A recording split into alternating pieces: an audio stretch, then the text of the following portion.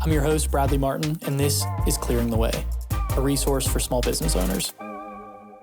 Hello, humans. I am your host, Bradley Martin, and this is Clearing the Way, a resource for small business owners. I'm going to talk with sales and HR experts, other small business owners, and anyone else that I think can provide us with information to clear our way to success. My guest today is Jen Lucas, founder of Yang Yin Health. Jen graduated from Indiana University of Pennsylvania in 2003. She spent 6 years working in event management before transitioning to project management in 2012. She opened Yang Yin Health in 2017, and the mission there was to nourish customers' minds, body, and soul. Yang Yin Health created a line of products that showcase the health benefits of green tea. In 2022, I believe, may have been late 21, but Yang Yin Health expanded with the addition of a sound healing studio. Quick little plug for Face Love. It's my, when I forget to apply it, it is, it's a disaster. My face feels terrible when I don't use it. But Jen, thanks for being a guest on Clearing the Way. It was 2022 and you... That's when it technically opened, yes. Okay. Okay, so let's get into, we'll start with some some early life, see if there's anything that kind of was formative or led to, anything that led to what we could see as being, you were going to start a business, you were going to do all these things. So what kind of student were you through either middle school, grade school, high school? Like, what were you a good student? I was actually a very good student. I found it very easy for me. I didn't really have to try hard in school through high school. But when I got to college, it was a different story. That's same here. My freshman year, first semester, I thought similar to my prior schooling, I could just, study before a test and get through. Mm-hmm. Then reality hit, and that wasn't the case. Yeah. Yep. So, I didn't do so well. Got a few, not horribly, but, it takes a long time to pull up your GPA once it's in the gutter. Yeah. And I didn't like that at all. I didn't like that feeling. So I quickly pulled myself. Well, it wasn't quickly, but, that next semester I really tightened the noose and got my crap together. Okay. But yeah, and then after that, I was good. I actually started in medical technology. Okay. I don't know why. I still to this day wonder where that came from. I think because I really enjoyed like biology and chemistry. Okay. And when I had both my first semester. Oh, shit. Yeah. Okay. I dropped one of them, That would be... and I quickly went back to the course book and said, okay, we need to find something else. What, did you, any extracurricular activities in, either high school or college, or like any sports, any groups that you were a part of? I did a few sports, but I never really stuck with it. I'm not really that competitive, but I was good. I was good at swimming and diving. I probably could have gone pretty far with that if I would have stuck with it. Same with track, and that's funny because I hate running now. But I was very good at it. I mean, I would win. I think I broke a record or something. I can't remember exactly. But I think I broke a record or something. That's something like that. When I would run in gym, I would always place first. Yeah. I mean, I was good, and now I don't like running at all. Yeah. And I think that was a good choice because of the high impact. I have just bad knees. It's hereditary anyway. So it was probably a good choice that I didn't pursue that. Okay. And that was just in high school? That was high school, middle school, and college. Still makes me laugh to even say this, but I was in a sorority. And if you know me, you would be like, yeah, right. But at IUP was different, I have to say. And after a few years, and I met some amazing girls, I kind of just backed out of it. I'm like, okay, why am I friends now? I know all the cool parties to go to, and so I don't really need the sorority anymore. So I kind of backed out of that. Okay. But It was interesting. It was fun. It was lame. It was kind of a little bit of everything. So yeah, petty and all that stuff that I'm not really interested in. But. Yeah.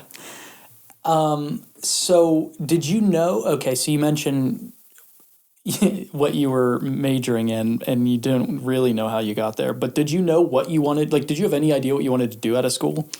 No. So I changed my major to international business. And the reason I chose that, it was general because I didn't really have any idea what I wanted to do. Yeah. But part of the course requirements was you had to go abroad for a minimum of 3 months. So I'm like, sign me up. Yeah. And now thinking about it, and when you asked the question at first, it really does make sense. I've always had an interest in learning about different cultures and like immersing myself in different cultures. So that kind of plays into where I am now, which at the time, of course, I had no idea that even 5 years ago, if you asked me if I had any idea where I'd be now, I'd say no way. Yeah. But so I ended up going to international business. I had a minor in marketing as well. Okay. Where did you end up going for your 3 months abroad? I went to Madrid, Spain, because I had studied Spanish throughout school. I knew I wanted to go somewhere to utilize it. Yeah. I didn't really want to go to like Central America or Mexico. I wanted to go to Europe because obviously I chose my last semester of school to go. So I wanted to like explore. Yeah. And I was there for actually 4 months because I didn't even come back for my graduation ceremony. I think my parents were like horrified. I'm their oldest, like pretty much the first person in my family to graduate college. And you're just staying over I was there. in Europe just hanging out. I didn't care about the ceremony part. You know, I got the diploma, but looking back, I could feel kind of bad for my parents because they didn't get that. I don't think, I mean, nobody even mentions it. They probably don't even remember, but it's kind of funny. That's kind of funny.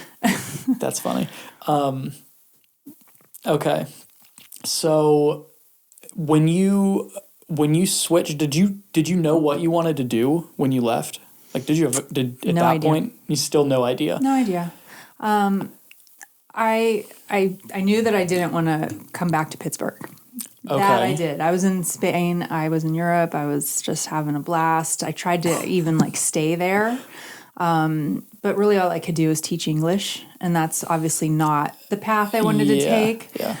It's very hard, or at least at that time, and probably who knows these days, but very hard to get like a working visa because they want to hire Spanish people first.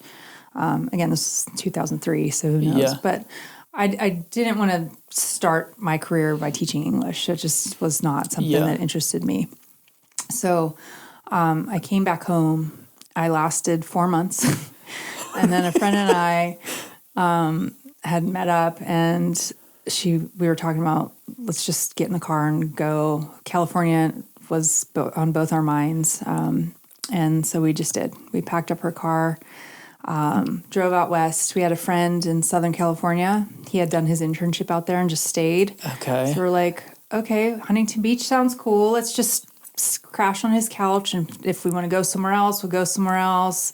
Want to stay there, we'll just figure it out. And I stayed there for 12 years in Huntington Beach. Yeah. Okay. That's wild. Yeah. Was it literally just like, I don't know what I'm going to do out here, but I'll figure it out? I said, you know what? I worked a bunch during those 4 months after I returned from Europe. Just saved a bunch of money. And I'm like... What were you doing at that point? I was doing some temp work. Okay. And then I was also like working at a restaurant, you know, doing 2 jobs, working my butt off, saving money. Like, what's the worst that could happen? If I don't get a job, then I'll just come home. Yeah. And I knew that I know myself. I was hell bent. Like, that's not an option. But worst case, that's what happens. So, you know, me going out there, we're all excited. We're like living at the beach, you know, thinking, oh, look at me and this diploma I have. It's going to be so easy. Oh, no, that's not the case. Yeah, not quite. So I went through a temp agency and just got like an administrative job in this really awesome company. And so I think I had like a 3-month contract, and they hired me on after to do more. Like what were you doing? Stepped up. So I was just doing admin work, literally like helping out the office manager. And then, I just, during that time would, stick my nose in other things and be like, hey, like I graduated college, like I can do more, give me more. And that quickly, like, we were all counting down the days to when my contract was over so that I could get hired and do more. Okay. So the company, they published a few magazines in the automotive industry and did drag race events. Okay. So I worked kind of hand in hand with I guess he was like the CEO, sales manager. It was a small company. So, we got all the event sponsors and all the magazine advertisers. So I just really handled all that, getting in all the ad creative, working with essentially everybody in the company, the editors, with art directors, designers. So that's like your first kind of real, I mean, that seems like that's a wild first, like, legit job. It was. And it was like, that awesome. It seems awesome. That seems like a lot to manage. Like, did you have any idea what you were doing? Did you have good training there, good leaders? Or, like, what was, like, that just seems. I think I figured it out, honestly. Okay. I think I did. I mean, there wasn't really anybody.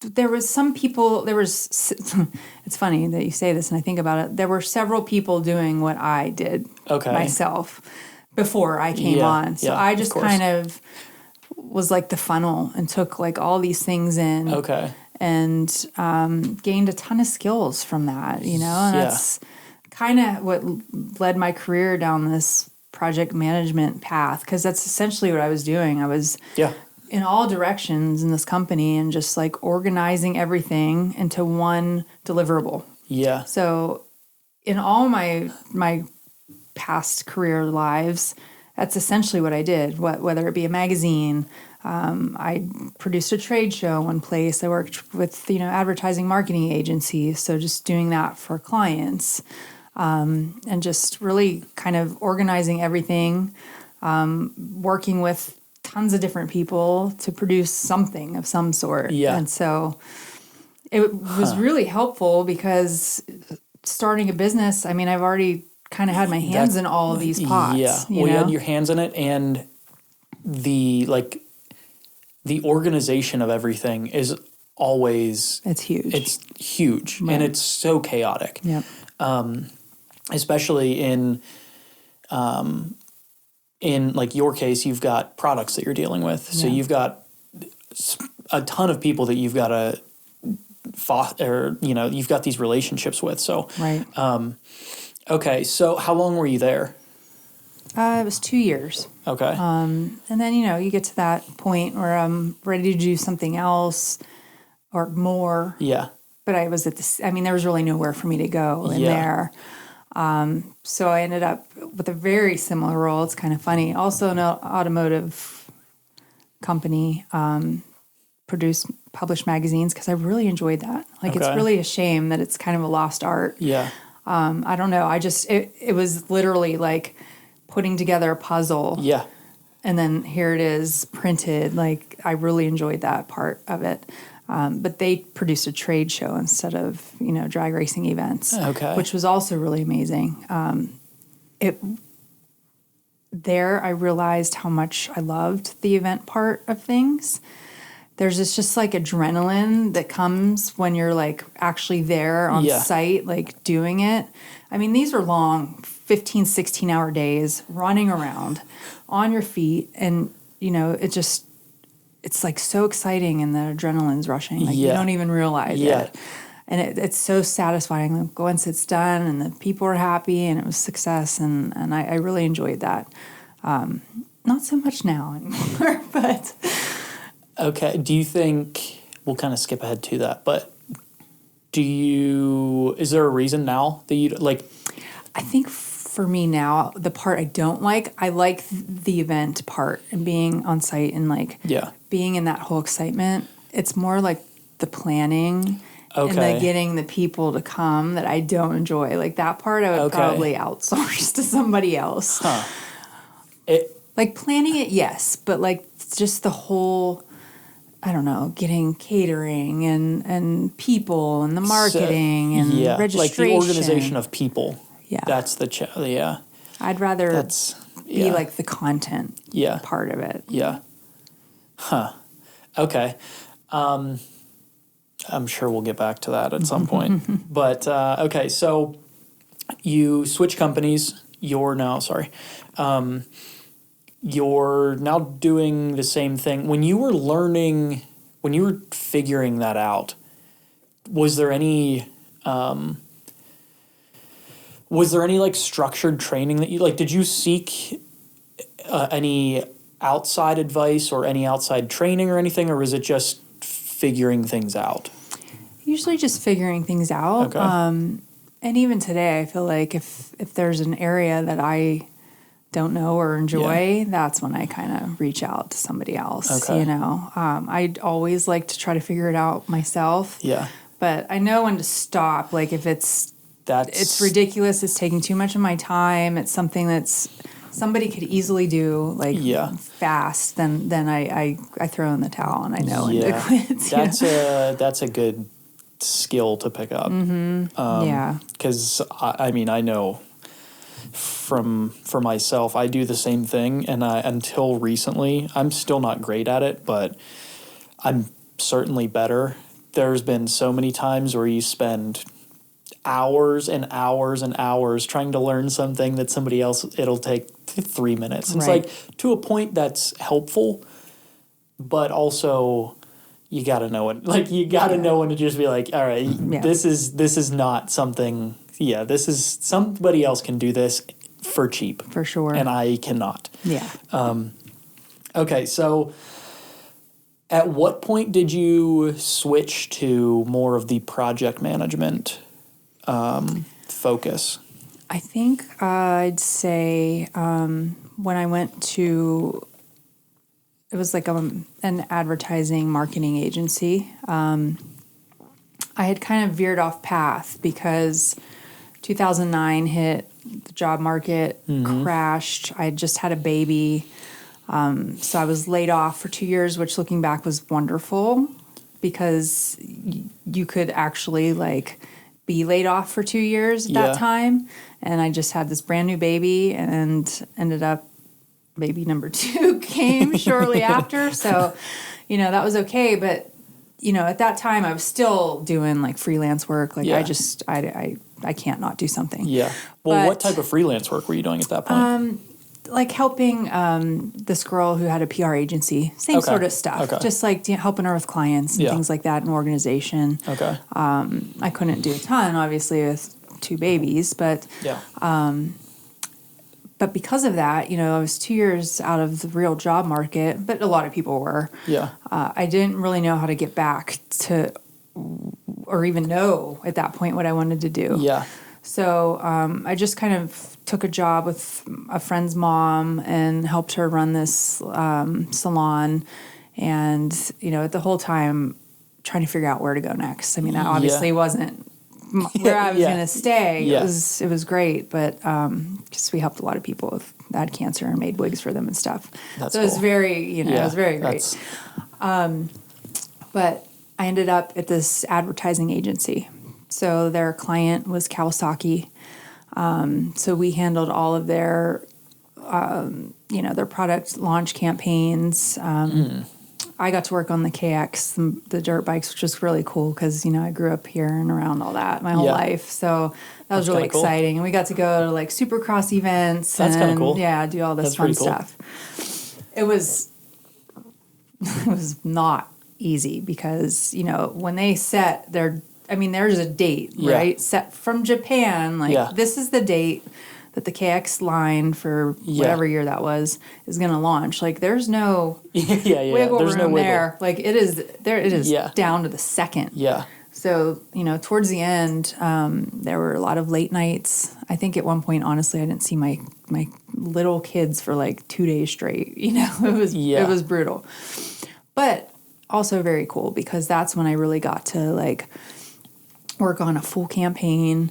We did everything. We did their displays in dealerships. We worked on their apps that the dealers had that would like show all the different information on the bikes. We did all of their video commercials. We did all of their print advertising and like media buying and all this stuff that I hadn't really been like, put on before. Yeah. What was your role? Like, were you, like, what was your role there? Like that, it seems like you were touching a lot of things. What were you, I don't know, what were you doing? I was technically, my title was project manager. Okay. So the way it was structured, we had a project manager, and I was basically like the internal. So when we would produce a piece of collateral, whatever it was, artwork, video, whatever, would work with our internal teams to update or first,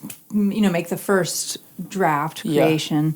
And then, based off feedback, which somebody else, the account manager, would go to the client, get the feedback and come in. I would work internally to get all of that implemented and, making sure it all looked good before sending it back to the client. And keeping timelines. I mean, we had to follow a very strict timeline. We had to have things done and approved and reviewed and all that. So that was my first journey with building timelines, and they were strict. Like that was interesting for me. Of that size, it's not. No, and they need to see that. They need to see, if that's going to be late, what else does it affect? And it's just like an avalanche. Huh. That's so wild. It was intense. It was really intense. But looking back, of course, it was a very solid experience. Yeah, for sure. And how long did you end up doing that? It was a few years. Okay. It was just too hard with two little ones. Yeah. I mean, they were, like I said, late nights. People would sleep there in the office. Like, it was crazy. It kind of sucks. It was it was crazy. It was in Laguna Beach. It was really nice. I could walk to the beach like at lunchtime when I was able to leave the office. But there were some positives. Got to go to those cool events like I mentioned, but weekends, all this stuff. It was just not really feasible. Yeah. But a great experience. It really kind of launched me in that direction, and having that on my resume really helped me with everything else that came afterwards. Yeah. I mean, doing that for while it might not have been the brand, like that company, but you were working with, like, managing that stuff for a massive organization like Kawasaki's like, okay, well, right. You probably have some idea of what you're doing. Right. Okay, so you leave there. Was there a little bit more of the project management stuff after that? Pretty much everything after that. Okay. That was the track. What year did you leave, roughly? California? 2015. Okay, so you left there, came at the same time you left that job? You left California? There was one more job. Okay. It was with a company called Surfline, and that was probably one of my favorite jobs to date. It sounds like you've had a lot of fun jobs. I did. I actually can 100% say yes, I did. My first two jobs were great. I still keep in touch with people from there. Cool. Like, one of my best friends is from my first job. She essentially hired me, and we're still friends to this day. That's cool. It was easy to find really fun industries in California. Yeah. Probably not anymore. I think a lot of companies are leaving, but I was very fortunate in that regard. So Surfline it's the largest surfing industry website. It's a beast. So you could go on. There's membership packages, but you could also just go on as a free member. They have cameras literally around the world that show different surf spots. And we had a team of scientists on staff that would predict, wind direction and speed, and they'd monitor buoys out in the ocean and can predict what the surf is going to be. So obviously if you're a member, you get more. I forget what you get, but you get more. Yeah. So I was the first project manager they ever hired, and I worked with the team. We were the tech team. And we were the ones that kept the website running, made updates to the website, kept the camera. There was a camera team, but, obviously it integrated with the website. Yeah. So we worked closely with them to make sure the camera systems were always up and running because, imagine the reach of that. All over the world, people are on that website, wild. Like looking at the surf at all times a day. And it was so interesting because that website, again, was a beast. If you can imagine how many different pages there are. Yeah. It was built on this old-ass framework that they just kept, we would joke, but it's true, putting Band-Aids on it because to redesign that whole thing would just be, years of work. Yeah. So, and the amount of traffic we got, I still, to this day, am impressed at how stable that site was. It was really impressive. And honestly, my team, there were maybe 10 of us. The company in total, I think there were maybe 30, 35 people that ran this whole thing. Yeah, I guess if the website's not good for a site or for a business that's basically relying on that. So we had some, we had a lot on our shoulders. I don't know how they didn't have a project manager before. They had somebody kind of doing it, but he was also kind of doing other things. Yeah. And to be honest, it's way more of a woman's job, just keeping those guys in line and organizing all the requests that come in and everything just funneled through me. And so those guys, they would go surf on their lunch break. We were literally across the street from the ocean. I'd stand up from my desk and look at the ocean. That's nice. Yeah, it was cool.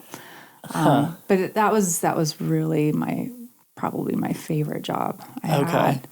Unfortunately, when I decided to move back here, a lot of changes started happening, and I think maybe one person that I worked with is still there. Oh wow! Lots of changes, and they ended up buying other companies, and leadership changed. And, I left at a really good time. I like to say, I caused all these changes. It's definitely not true.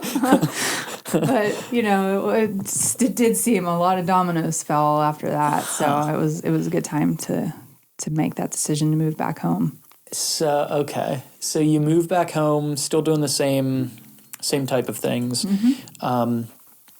And then what was it? So not long after you move back, you start selling all of the Yang Yin products. How did that how did you get to that point? Did you, at any point, actually, before we get there, at any point did you think you were going to start a business? I did. I kind of always did. What that was, I had no idea. Okay. But always as in how long? Probably after I had my kids. Okay. Okay. So once you were started to mature a little bit, you know, and it wasn't just about, hanging out and at that point, you already had a couple of those jobs that were exposing you to all aspects of, all of the important things. Absolutely. For a business. So that kind of makes sense. At that point, it's especially with the companies you're working with, because to start something is oh, well, I did this same shit for this massive corporation. I think I can do it for myself now. For sure. Okay, so what led to, you were still working in project management. What made you start that? So after I moved home, there were a few duds of jobs that I had. Okay.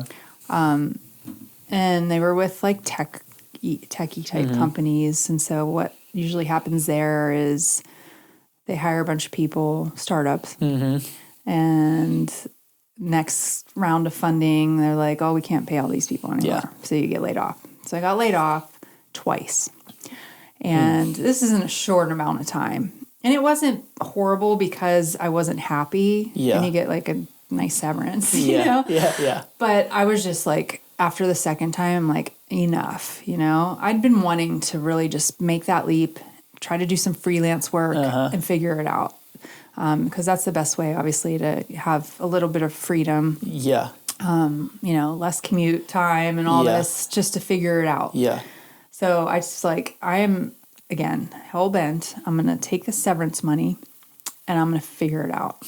And I had found a freelance client. So that part of it was great. Yeah. After I got laid off, I had a freelance client, was flexible, at home, wasn't really full-time. And I just started okay, what path am I going to go down? I had this idea, and I've always wanted to see. I've been a good writer. I've always been a really good writer. I even go back and read stuff I wrote many years ago, and I'm like, oh my God, did I write that?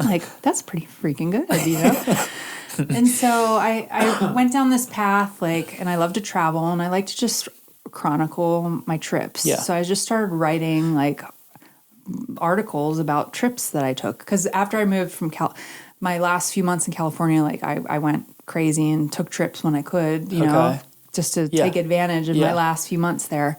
So I wrote about them, and I'm like, well, I'm going to submit these to publications, see if they get published. And I did. I got published. Okay. So then I'm like, okay, maybe I could be a travel writer. But then I quickly learned, to make a living at that, you have to write a lot. Yeah. And I didn't really want to write a lot. It was more... And that feels like it would potentially be kind of difficult with kids. That too, yeah. I mean, I could be like, hey, come on, we're going here and there. But it's not like I could just pick up and leave for 6 months. Yeah, yeah. So that was an issue. But I think it was more just me okay, let me see if I could do this. Yeah. And I did. And of course it led me down another path. So I don't even remember. I think somebody that on some message board I was talking to was like, hey, do you know about this course where you could sell on Amazon? So I'm like, I don't know. So I started doing research on that. Long story short, I think I did a few of the classes, just to see what it was about. And what they gave you was this list, top 100 things or top 100 hot items to sell on Amazon.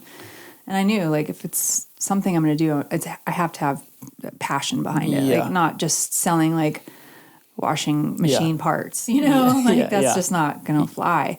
So on that list was powdered green tea, matcha green tea. Okay. I'm like, oh, okay, I could get into that because I've always been huge into tea, and for some reason really drawn to the Japanese culture, which leads me back to my major. Yeah. I loved learning about the Japanese culture and doing business in Japan and all the do's and don'ts when you're doing business with Japanese business people, things like that. Was that something that was that just through school that you learned that, or was that even childhood? Did you have a fascination with that culture or what? I did have a fascination with that culture. My grandfather was in the Army, and he went to Japan and would bring stuff back, and I'd be like, cool. And when in college, same, I did really well on those chapters. Yeah. And when I mentioned my first job, I was trying to butt my way in, hey, I can do more. Yeah. Their largest client was Toyo Tires, and the main dude would come in, and he was more closely he related more with the one, there were 3 owners of my company. He was more close with the one than the other, who the other was the one that I worked under. Yeah. And I was like, okay, so let me share a few tidbits, and it might help you. Yeah. When you're so that you could get close to him too, because that's who that relationship mattered more than the other business owner. Yeah. So I just kind of gave him some, and that really made him happy and sparked his interest. And he's like, okay, you're gonna get hired just because of that. Huh. It has a lot to So this man was just straight business. Yeah. And I'm like, you can't be like that with Japanese business people. They want to know you. They want to know about your family. They want to, They literally want to drink shots before you talk any business. Yeah. They don't want to talk business at all. Right off the bat, you got to get cozy with them. So that was one of the main ways that I kind of weaseled my way into more than admin work. Yeah. So So yeah, that was one of the items on that list. And I'm like, okay, well, let's start there. I mean, the heck. So then I just started looking for suppliers, which with the freelance work I was doing at the time, I was learning how to like source products and packaging, which obviously, and package design, like that just kind of took off the whole next phase all at once, right? So I got all these matcha samples, like so many, and I didn't really know there were this many levels and this many types of matcha at all. You know, you see one in the store and you're like, okay, cool. Yeah. No, there's a lot. But it was interesting because I could really taste the difference. You could tell when you looked at them the difference and the quality and things like that. So it was a really good exercise and obviously helped because now I can speak to that. Yeah. You know, different grades. I mean, the amount of samples I had was insane. So when you started, were you just selling like the powder? Like what was it just the powder? Yeah, I just started selling the matcha. I found a supplier. It was important to me, you know, who the supplier was for obvious reasons, but like I went with the supplier I did because it was a family generational farm. Okay. It's in the foothills of these extremely gorgeous mountains that I can't wait to visit someday. And they were just really knowledgeable and they're sending me pictures and like they were just it was the right match. And the quality was great. And so, you know, I found the packaging and designed labels and did all that, which was super fun. I mean, I had help with that. But again, from my previous experience, I'd done this all before. Yeah. And so I could like communicate with the designer what I wanted and finding specs and sizing and all that. That feels like just that experience alone feels super helpful. Like knowing how to communicate with your vendors, because I don't know, like I've experienced it where it's so easy if you're not speaking the same language, like the same design language or project like if you're not speaking the same language, there's so many areas that things can go wrong or just miscommunication. Like absolutely. If I say one thing and you think that means, oh, you're going to do this, and this, and really it means, no, I'm doing this. Yep. Like just knowing how to speak with them, that seems like a huge advantage when you're starting, especially with, this might be a pretty generalized statement, but with a product like that, it feels like potentially not the like the people that are interested in that don't have that experience. So it's a leg up. Okay. So you're just doing the powder at first. When did you expand? Like first of all, how did you expand and when did you do that? So rewind, you know, when I was still in California, going through, you know, a pretty tumultuous time, I was like, okay, I'm going through all this crap. I'm going to go through it, but I'm going to counteract it with some, you know, positives. Yeah. So I like started doing yoga. I started like cutting chemicals from my life anywhere I could. Okay. So, you know, my skincare, I was making my own toothpaste. I only drank coffee for a small amount of time because I had two very small children, very close in age, and like I couldn't survive. Something? Yeah, you needed something. But I never liked it. I never liked the way it made me feel. Okay. The taste is okay. I mean, whatever. I did like the warmth. So I quit drinking coffee. I'm like, I'm going back to tea. My cleaning products cut, you know, chemicals from all these different areas. So I had, and then fast forward to me working this freelance client and starting, you know, Yang Yin Health with the matcha. That freelance client, they worked with a customer in the cannabis industry. Okay. So they were formulating some products. So I had never really found a face cream that I loved, like one that was already formulated on the shelves. I was just using like coconut oil or just general things like that. Yeah. But I didn't love that because in the summer, you know, it's you don't want all this oil on your face. Yeah, that was always the problem. Like, anytime Sarah, she tried to get me to use different face creams before, or like any lotion. Mm-hmm. It just is always so oily. Yeah. And like, it takes so long for it to not feel like that. So I was always like, I'll do it to appease you right now, but this is never going to, like, I'm never going to pick this up. Right. I'm never going to do this unless you're telling me to do it. Right. But that, even in the summer, like, I don't notice, every time it's super hot, I'm still like, I don't know, like, I don't know if I want this. And then I don't do it, and it's like, just do it. Now you know. And then I do it, and it's not greasy. Like, I don't feel that weird oiliness or, okay, sorry. No, please. Yeah. Plug it. yeah. So I hadn't found anything that I loved. I'm like, okay, well, let me make my own. Because with that freelance client, I had built a relationship with this formulator that they had used with the cannabis client. So I had already like established that relationship.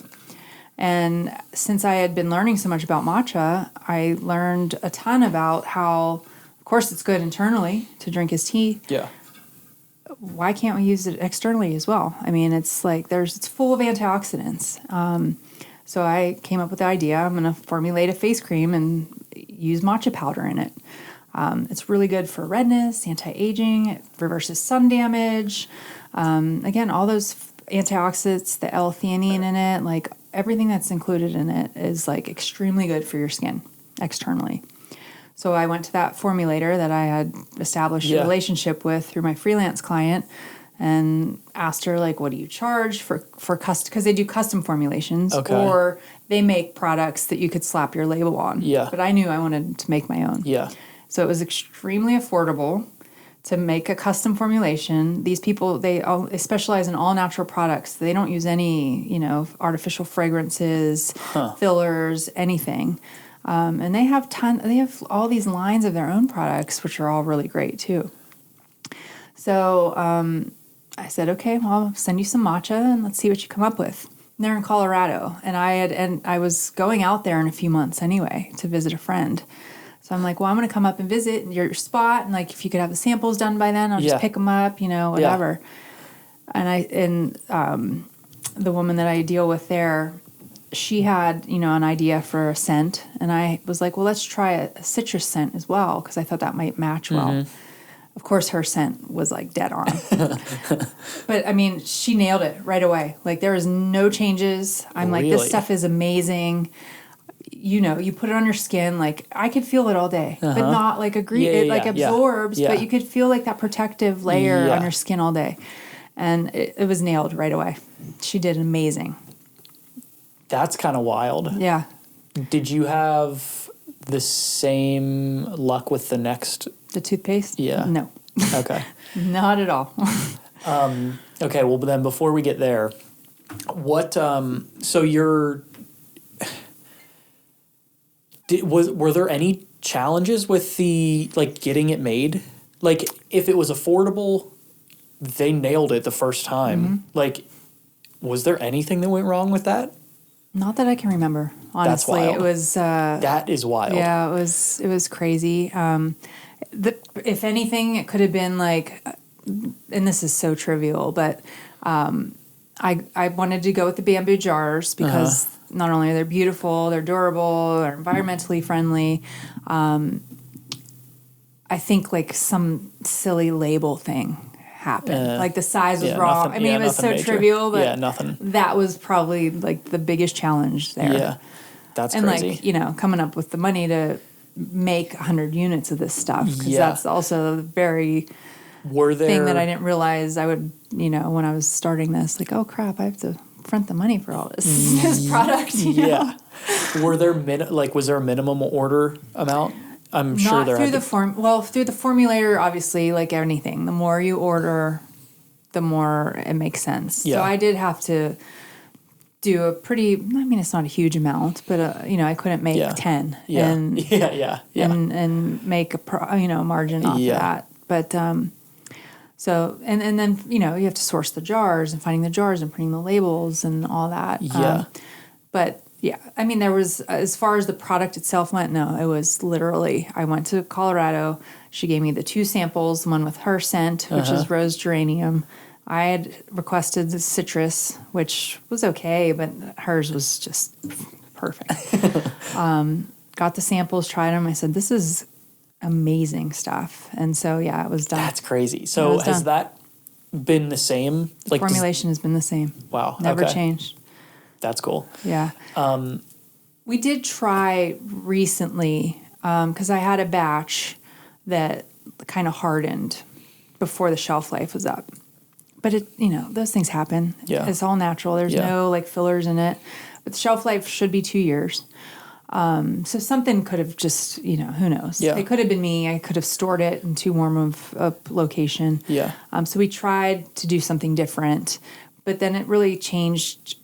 It was too different, and I didn't want to change it and take that risk. I said I think that this batch just it is what it is. I still had older batches that were perfectly fresh and fine. Yeah. So, it's just one of those risks you take when it's pretty much like small batch produced. Yeah.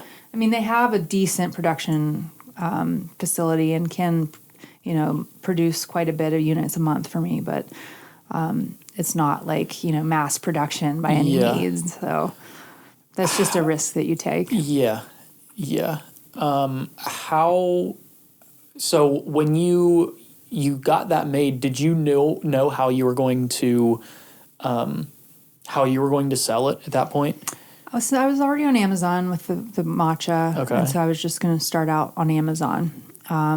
But I didn't last very long on there because it's such a niche product. Yeah. People aren't on Amazon looking for matcha face cream. Yeah. Yeah. I mean, maybe now it would make more sense, but I haven't really made the effort to get back on Amazon. Yeah. So I kind of took it all down and just started selling on my website and trying to figure out this retail route because I don't really want it to be this huge thing. I don't plan to be on every Whole Foods shelf in the country. I don't plan to have a whole team of I want it to stay such a specialty product. And this fall I'm actually going to a trade show to just pick up a retailer or two, and I'll kind of be fine with how that goes. Yeah. Huh. So you start selling it on the website and in local events. Yeah, that's what I was going to bring up. Really the best. For me so far. Okay.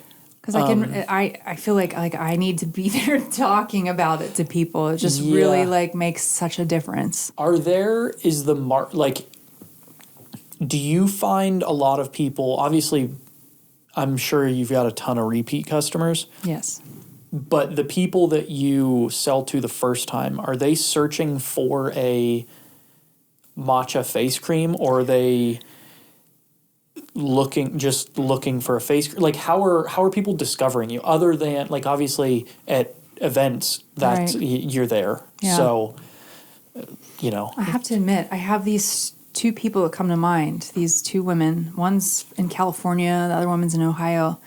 And they both had rosacea, very bad, and have been prescribed all the crazy chemical-filled dermatology products that never worked. So I think they found me through that search. Because it's really good for redness and it's worked for both of them. And those 2 women are my biggest customers. I mean, they send me their jars back. They just love everything about it. And they have been with me since the beginning.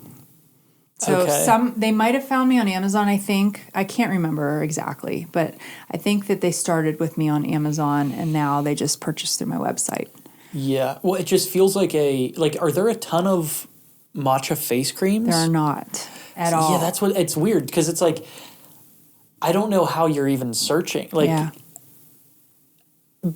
Yeah, I mean, I guess if you're looking for natural face creams, that would be up there. But Yeah, the fact that there aren't many of those that exist, it's like, well, who's searching for this? Yeah, like, exactly. How the hell are you being discovered? Right. Other than at events, which is, I'm sure, a great way. It's the best. It's the biggest way that I am found currently. Yeah. That's why I'd like to get, my reach out to a few smaller, specialty retailers, and then just, that is what it is. It's manageable for me. Yeah. People are getting the benefits, again, because it is small batch stuff. Yeah. Like, I don't want to have this hardening problem all the time, and not being able to replace product and things like that. I mean, you just never know. But, obviously the local, like, doing events and things like that has been the best. Yeah, because, I mean, especially if you're not searching for that, being able to feel it, that's important. And being able to talk to you about it. Like, for sure. Again, if you're not searching for it. People don't know the benefits of using tea on their face. Yeah. I mean, there are a lot of, like, believe it or not, a lot of, like, articles and things out there that do talk about it, or like DIY face masks where you use matcha. But other than that, in any other face cream, they use the green tea extract. They don't use the actual powder. Like, I use the actual powder. Huh. So, other than that, you wouldn't think, unless you're this huge matcha aficionado, that that's such an amazing, like, ingredient to use on your skin. Yeah, that's kind of I mean, if you were trying to grow it massively. It's a challenge. Yeah. I don't do anything easy. Yeah, because, again, it's like, if people don't know that those things exist, like, you have to train them or teach them before they're even searching for your thing. Like, that's wild. Mm-hmm. That's why it's like, I kind of need to be everywhere and just talk to people. That's not possible, so I'm trying to figure that part out. Yeah. Well, I think we've talked about this before, but, like, there's probably there's definitely some ways to do it, but it definitely will require a lot of effort, like a ton of effort. And if the goal is to stay specialty, I feel like the shows and getting a couple of those smaller retailers, like, okay, this is kind of what I want. Like, I don't want it to be massive. Right. I'm not going to spend a ton of effort creating videos and ads and all these things that are designed to teach people why this is important, and then also, like, they're not searching for this already. Right. Like, there's a lot to overcome there. Yeah. It's not just a better version of a face cream. It is, but the big part of that is the matcha. And it's important to me that people, like, genuinely get benefits from it and love it. Like, and the people that I have now, like yourself, these two women, other people, like, they honestly, like, see the benefits. Yeah. And to me, if there's a few handful of those people, then so be it. You know, like, that's important to me more than just having it on shelves and then getting thrown out or wherever they put stuff that doesn't sell, you know. That's just, like, heartbreaking to me, because it really is, like, a lot of, like, love goes into that. Yeah. Well, it is definitely the only face cream that I've used consistently, and when I don't use it now, it's like, shit, especially in the winter. Your skin looks great, too. I've gotten that a couple times, actually. Thank you. Okay, so then onto the toothpaste. Mm-hmm.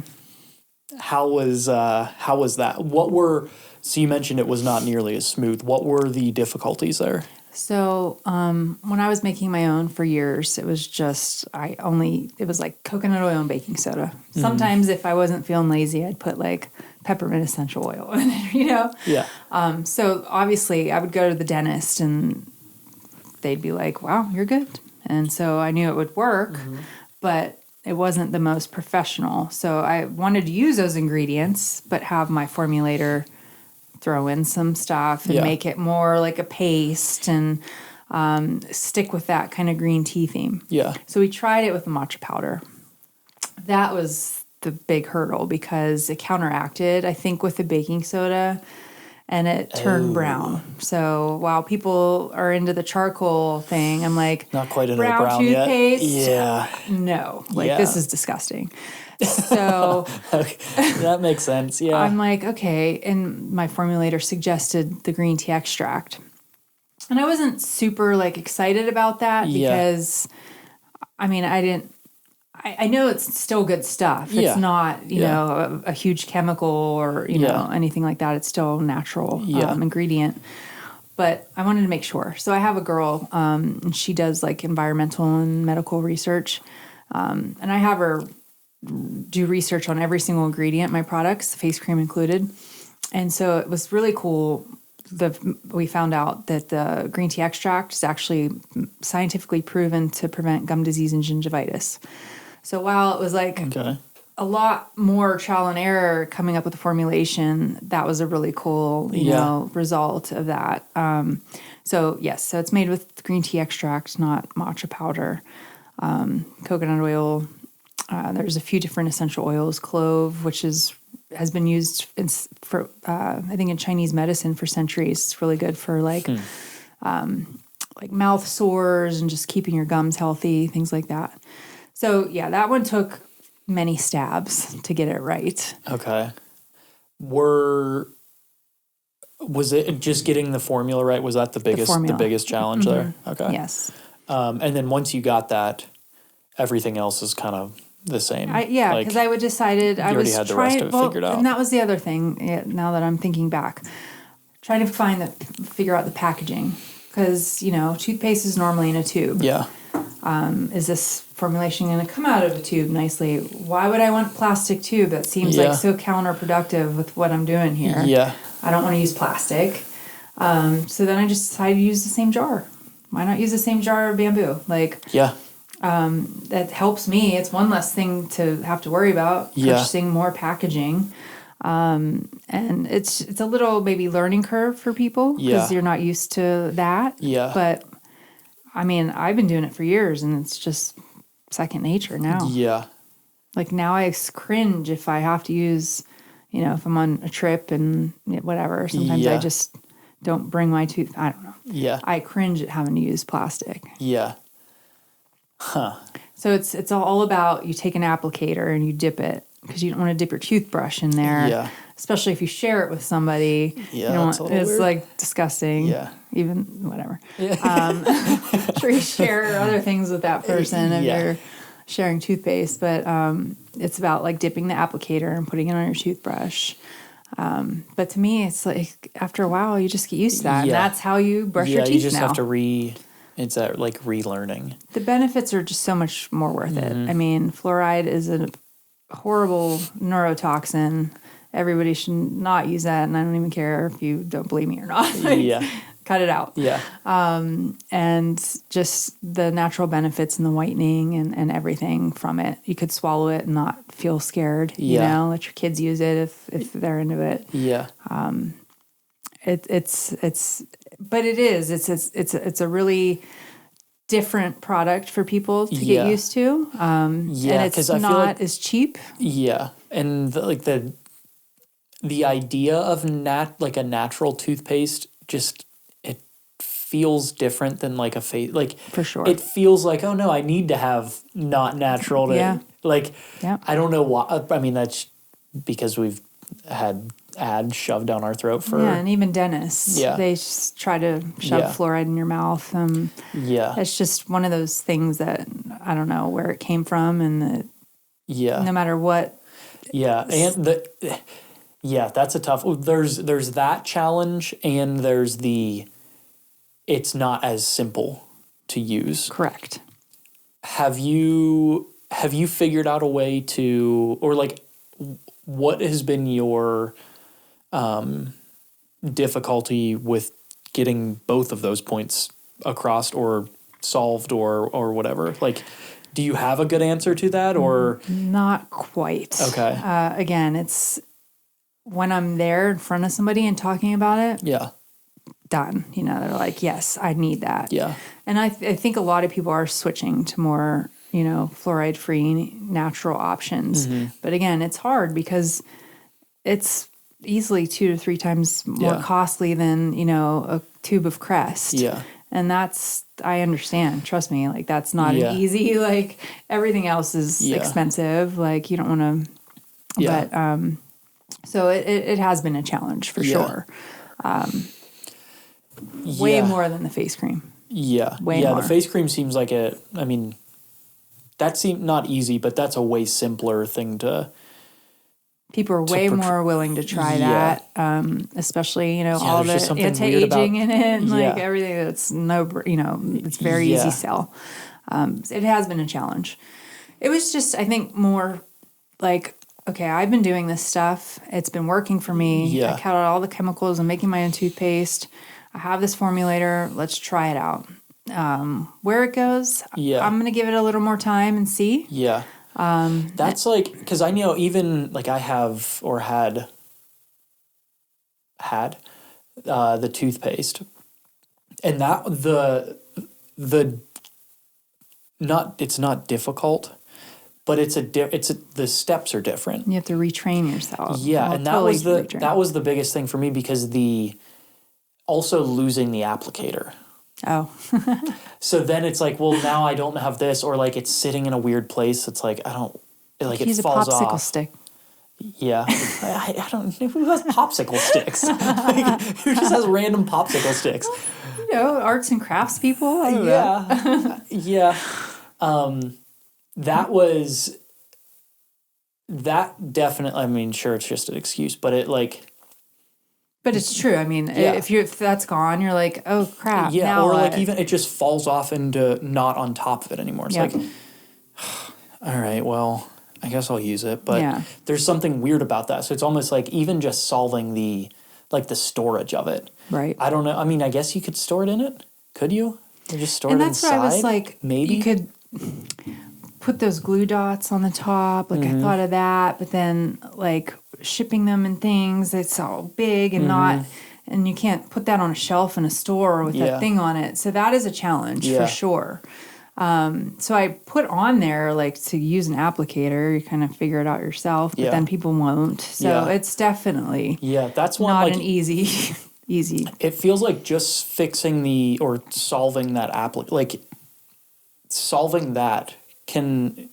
It has to be, it's going to be different. There's no way, like, that out of a tube doesn't work well. And also it doesn't, like, that doesn't match what you're doing. No. But how do you make that new process, this new way of applying toothpaste that I've not done for 30 years? Right. I'm changing this, so it has to be easy. And how do you do that without changing? Because right now you've got the packaging is the same. So it's like... fantastic. Do you alter the packaging and now you don't have that benefit? Like, that's a tough one. That's a tough one to figure out. Yeah, because what I do is I just provide, like I have a postcard with the information, the directions, and I do the glue dot on there with the applicator. But like retail-wise, that's not an option. People, aren't going to... That doesn't sit on a shelf. No. And the cashiers aren't going to be like, oh, here's their postcard or their app. Like, it's just not. Yeah. So, and even I was using a fulfillment service. I couldn't send those with them. They'd never send it. Yeah. It's impossible. So, it's a challenge. I'm still not sure if, it's a long-term thing that I'm going to keep up. Yeah. Unfortunately, because I love it. But, we'll just see. We'll see how it goes. Maybe some amazing retailer will have a solution for me or an idea. But there's it's gotta already be other products that have a similar applicator problem. And I've looked, and there's, like on Etsy and things like that or other websites, and they don't provide one at all. And I wanted to be able to provide one. That works. Yeah, that works if people are expecting that and it fits into their routine. But the fact that you're changing the way that somebody has done something for decades potentially. Right. So I don't know. If you want it to, like, it has to be made easy. The change has to be made easy. So that's a tough one. You could dip your toothbrush in there, but the problem is not getting water in there. Yeah. Because then it gets like crusty. It can get weird, yeah. So, I mean, yeah, it's one of those things. I did it. We got the formulation. Yeah. We'll see, if it makes sense to even continue. Yeah. But how long have you been selling that? 2 years, maybe. Okay. Has that been as... I mean, the fact that you're considering the future of not having it is, like, I would assume it's not doing quite as well as the... It's not as well, but at events, good, it does good. Okay. Again, so events, for me, it's just still, like... events, it's still... Yeah, that's, I mean, again, it's an easy one. Because when you see how simple... I mean, it is as simple as just, like, dip this in, put it here. Right. It's not difficult until I lose that thing. Yeah. And then it's like... I haven't been trained long enough. Right. I haven't like broken my old habit. So that's a tough one. Are there any other, do you see that expanding into any other things? Like, it feels like at this point it's just the things product wise. Yeah. I do have, I've had this idea for another product for a while. Okay. It's not time yet if it does ever come. But that would probably be it. Okay. But who knows? Yeah, yeah. But again, I now with the service side of things, I'm not trying to have like a huge product line just to have a huge product line. Yeah. Like, that's just not something I'm really interested in. Yeah. Okay, so that feels like kind of the biggest challenge on the product side up to this point. I'm imagining just retraining or training customers this new way. Okay, so you open the sound healing studio. At the end of, it opens at the end of COVID. How was the build-out process? Like, it seems like now you've officially got a storefront. Mm-hmm.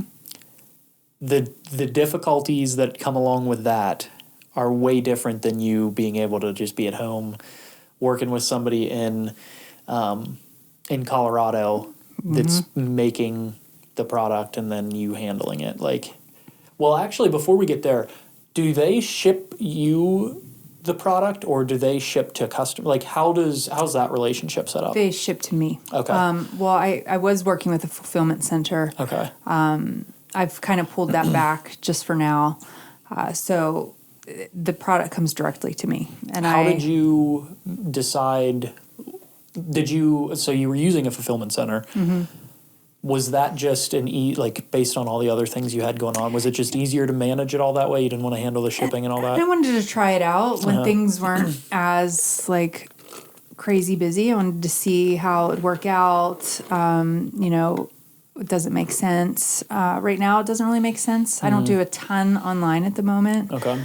So I could easily do it, or just have somebody, an assistant, help me with that stuff. So, because I do sell now that I have a place, that's where it all my sales come from, pretty much. Yeah. But I just wanted to test out the fulfillment center. They had they called it the growth plan. So it was just, you didn't have to have a specific amount of units or things like that. So I just sent them, nice. A small amount. Yeah. And it's really cool now that I'm pulling back on that. I'm going to donate all the inventory that I had to this. That's cool. They have that as an option. That's cool. It's called Give, Send, Go or something like that, where you can donate product to. So that's cool. I thought I'd just, take advantage of that. Yeah. That's cool. So, all right, back into the sound healing. So you open that. What were the what were the initial issues or things that were difficult with that? You're opening at a time of chaos, the end of chaos, we'll say. It started in the midst of chaos. Yeah. Did you do most of well, how much build out did you have to do? How much did you do personally? Did you, yeah. So seriously, this whole thing, so last year I spent pretty much a whole year, studying, getting certified. I got 3 certifications. And as I start like collecting my instruments in my tiny home office, I'm like, first of all, I don't want to be doing this at home. Yeah. Like it needs to be separate. Yeah. I have no space like to hold all this stuff. Like I need a space. The next day, I get a text from somebody saying, hey, I heard you might be interested in a space. I think I have one for you. The whole thing, literally, from like day one, just almost fell into my lap. Like I was thinking, oh, I'll get like a little room upstairs, in downtown Canonsburg or Washington or wherever. Yeah. And have like a room where I would do sessions. Yeah. I never thought I would have 1,000 square foot space. Yeah. Like right on Pike Street. I just never even crossed my mind that was something that would happen. Yeah. Or that I would need. Yeah. But did you, before that happened, like had you been telling some people that you were trying to start, like how did that? So as you know, you're in the midst of this. There's like Washington, Canonsburg is growing and trying to bring in a lot of business. So the woman involved in that in Canonsburg, she knew what I was doing. Like she was just like, oh, I have a friend who might want to open a retail space. Like maybe you two could share. Like I never really verbally said, I'm going to have a store. Mm-hmm. I'm going to do this. Like it was just kind of thrown around. Like, oh, I'd entertain the idea. But maybe once I said that to like one person. And then I was the right person. Thinking about it, and she texts me the next day, and I'm like, okay, that's freaky, but yeah, that's how the universe works. Well, it's like it's another fantastic example of like if you want to make some type of change, like you got to talk about it because somebody may have the connection. Yep. Like, and it might not feel like it, and it might not be a super somebody like it might not be the person, but in this case, like you mentioned it to one person and they happen to know somebody else who ended up connecting you. So that's cool. So that didn't end up working out at all with this other person like sharing a space, which I mean, there's no way. Now that I'm like in it, I'm like, I don't even know how that would have worked. Yeah. Yeah, because like having other retail, things going on would be not ideal. No. Not ideal. And I mean, it would be short term. And then I'd have to figure something else out. So this space that ended up falling in my lap, essentially, it was down to the studs. It had been sitting empty for 2 years. Okay. There was something that was supposed to move in there, and they just couldn't pull it together. Yeah. And obviously, with everything that happened in the world, and it just didn't work out.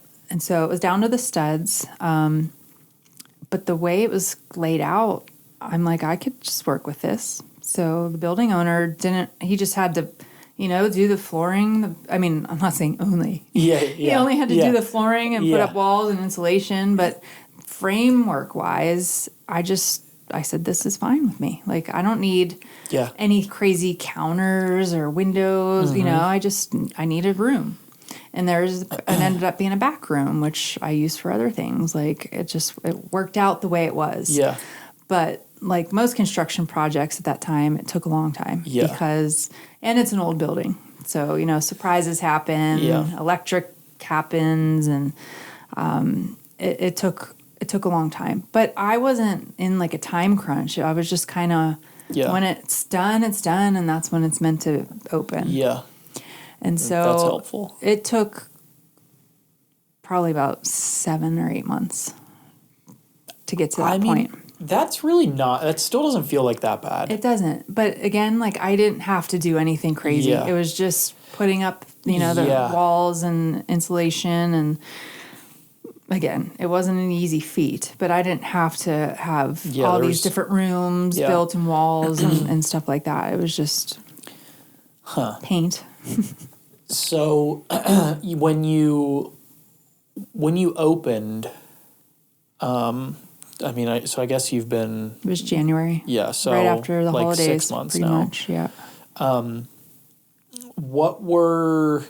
Did you already have people that were going to be clients or people that you had already been working with? Like, how did that start? I had just a few people that were mainly like, hey, I need somebody, I have a case study to do for my certification, or like, hey, you want to come over? Like, let me try this, stuff like that. Which is great. I mean, it's like, I had to do a small group in my dining room one time and like do it for part of my certification program and stuff. But that's, got the ball rolling. Yeah. But other than that, no, I was kind of like just going for it and seeing what happens. I did, because I had so much time before it actually opened.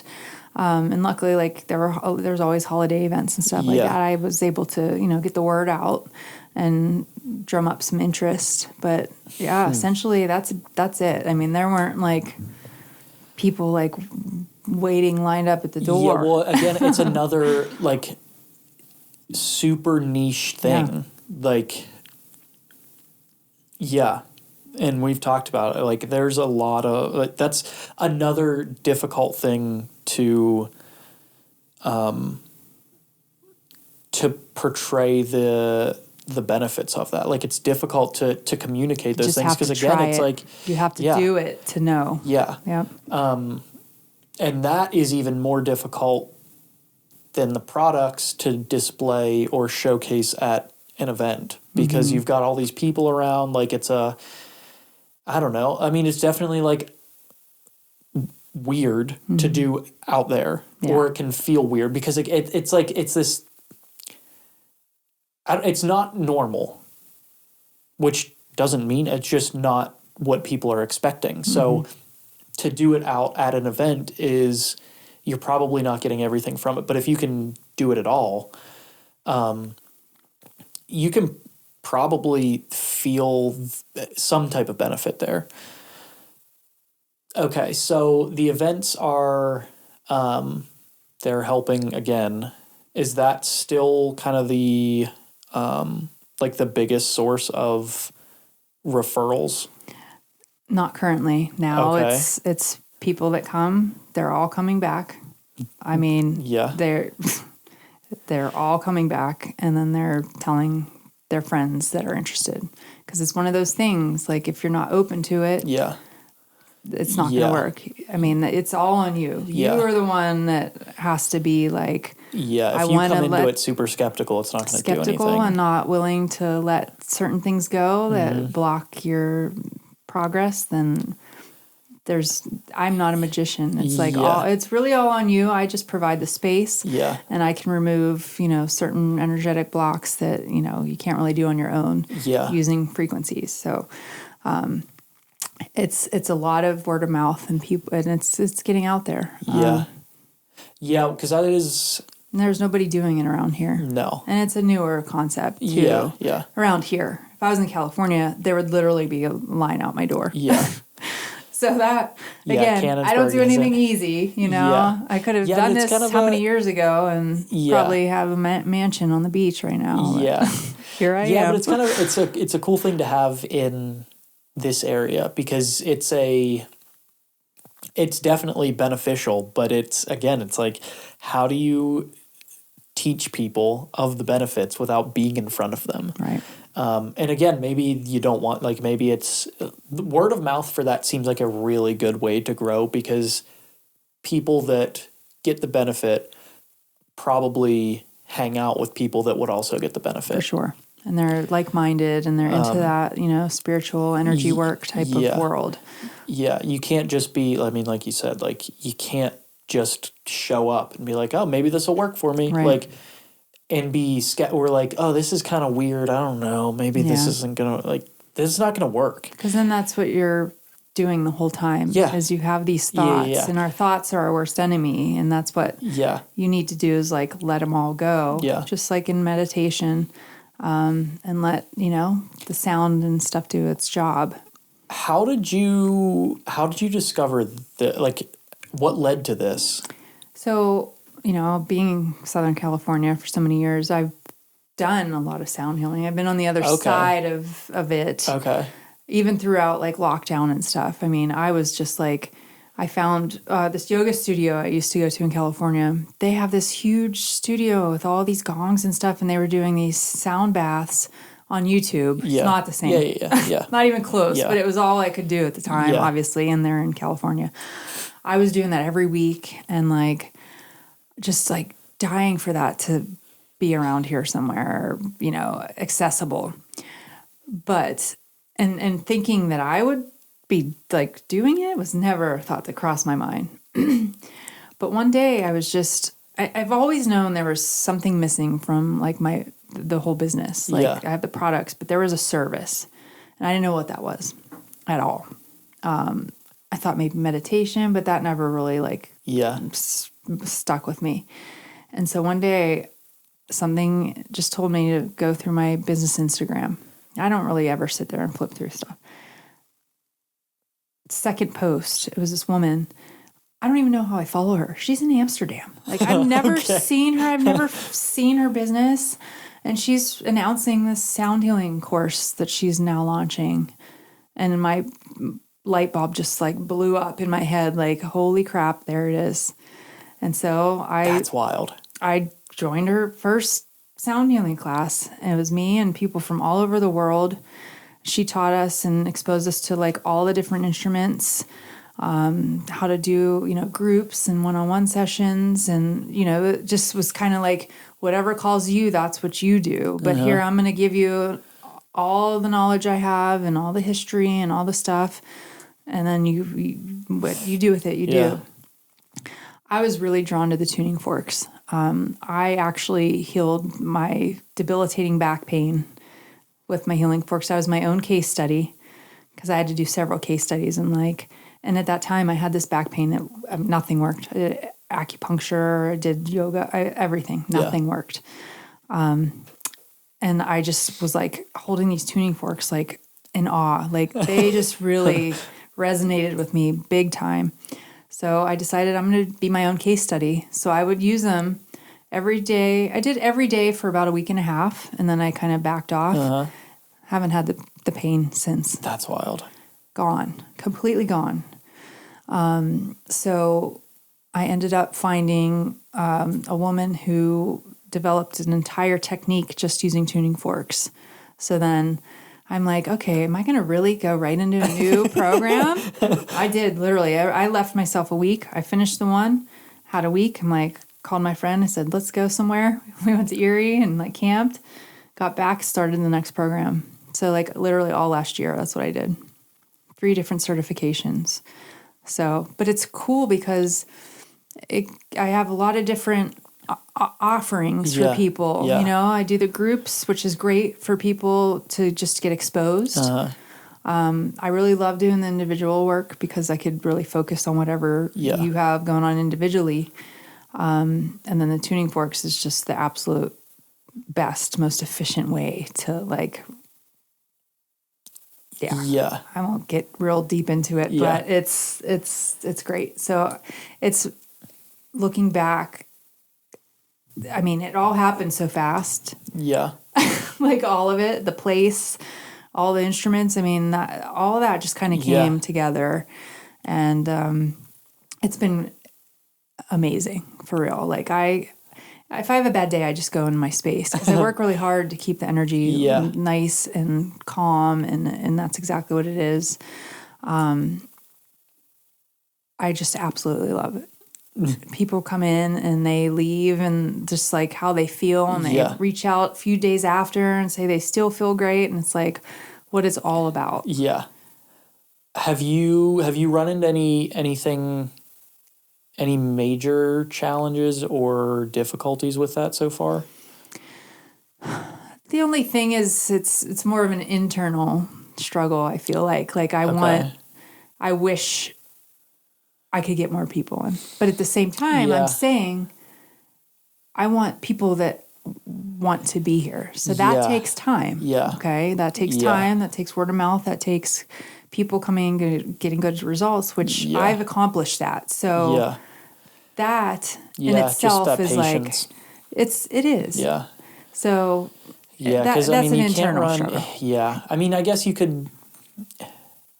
You could start running out. You could do all those things, but it's almost that like you don't want to have to sell somebody on it. And I can't. It's just not. Like that's not how these things work. And I don't want that. I don't want to be some trend. Like I want people that want to be there and work on their struggles and heal themselves in all aspects, mentally, physically, spiritually, emotionally. Yeah. They have to want it. I can only just kind of, like I mentioned, I'm there to hold the space and help them on their journey. I can't pull them in the door and be like, sit down. Yeah. That's just not how it works. Yeah. So that's the biggest challenge is just honestly, internally. I've gone through a lot of internal healing myself just doing this. Yeah. Letting go of things and that and like fears and doubts. And I'm healing too on this journey, like big time. Huh. It's a different thing. I said to somebody, I don't even like to call it a business because I don't know. I don't know what else. Like it's a service. It's it's not like numbers. Like I'm not wanting, a bunch of people just walking through the door. Like it's just not what it is. So it's really interesting. Again, I don't do anything the easy way. It's not like, let me put a bunch of pretty stuff in here and like calling people off the streets and that's how I make a living. Like that's just not what I'm doing. So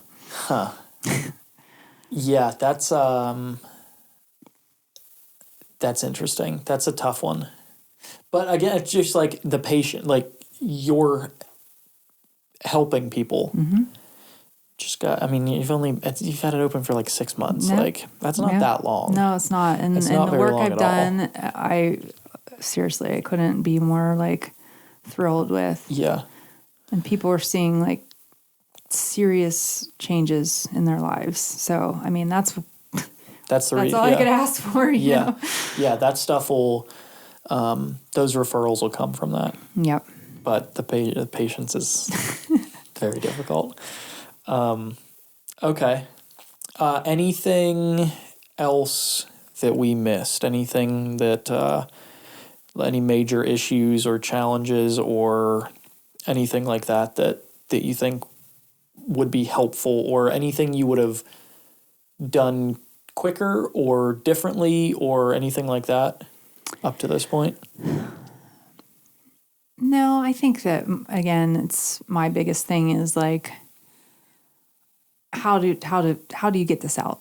I'm not a huge social media person, and that's my own struggle big time. It sucks. It does. It sucks. I mean, and that's not where I'm getting people. Yeah. Like I put posts out there, and I mean, that's not where people are going to come from. So I don't spend a bunch of time on there.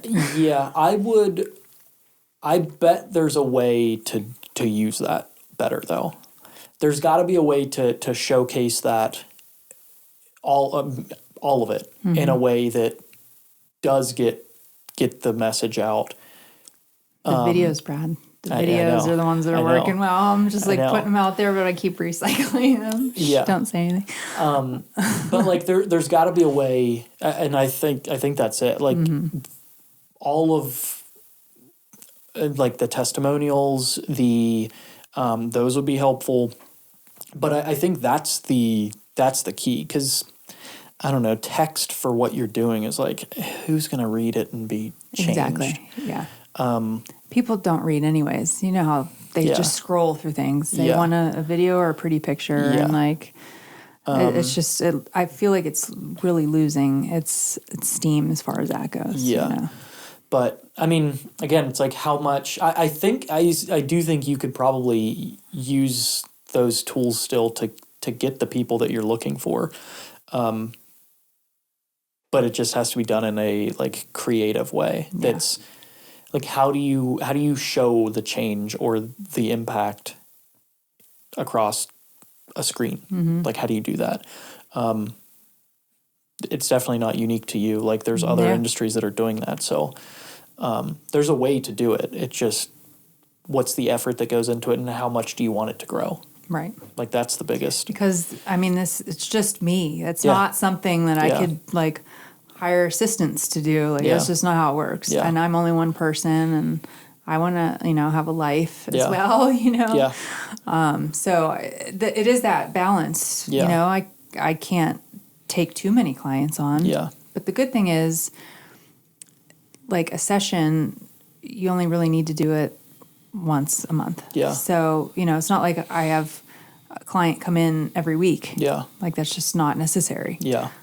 Or good, honestly. But yeah, it's just me. So I have to consider that as well. Yeah.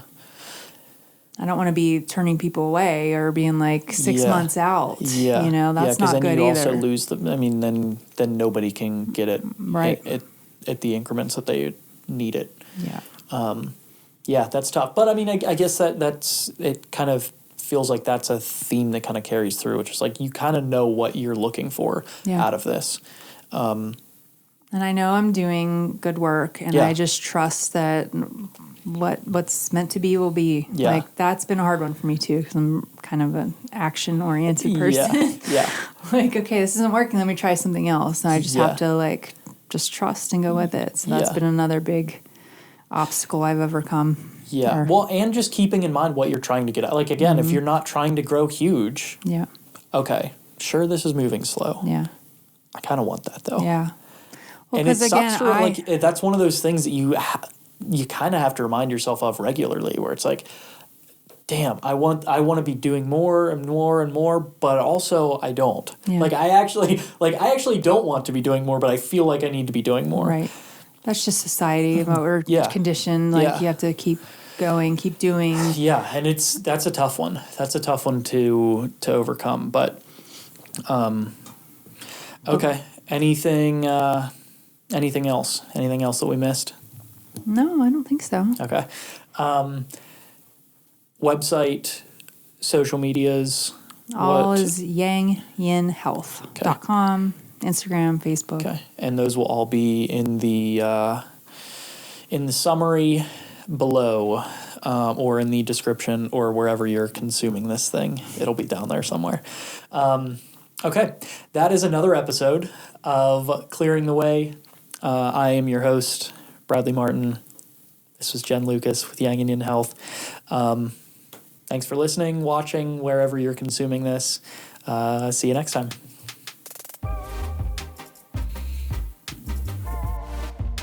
Thanks for listening, watching, wherever you're consuming this. I'm your host, Bradley Martin, and this is Clearing the Way, a resource for small business owners.